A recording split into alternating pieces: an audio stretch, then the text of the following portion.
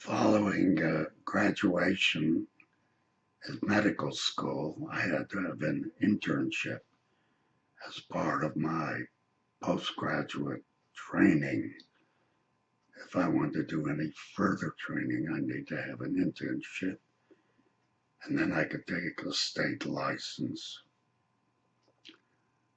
I took my internship at the Allegheny General Hospital, which in Pittsburgh lay along the area of the Allegheny River. The area was kind of rough, meaning there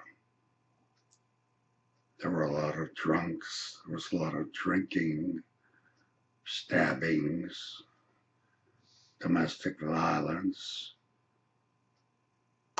and the wind along the Allegheny River banks blew cinders into patients' eyes, and they came to me for me to take out the cinder and make them much more comfortable.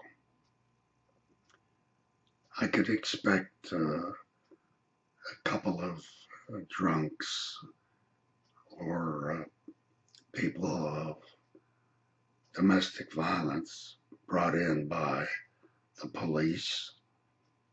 The drunks were usually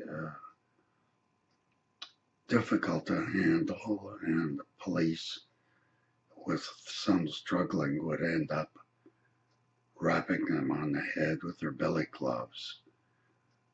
That produced a laceration, and my job was to clean up the wound, sew it up, put on a bandage, and let them take the drunk onto jail. One evening, two African American policemen brought in a mildly struggling drunk. It's obvious that he had been struggling violently for a while until they applied the billy club, and now he was more subdued, but he needed some help getting up on my examining table. I checked the area, and I knew I would find a bleeding laceration. I shaved away part of his hair so I could work better, clearer, cleaned up the area, and put in a bunch of stitches. I put a bandage on and turned him over to the police to take back to jail. I went over to my desk where my ledger was.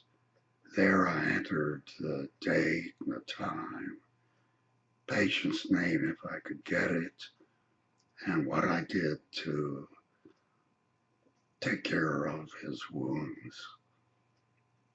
While I was writing that information down, one of the policemen came over and looked over my shoulder to see what my name was so he could enter that for his records.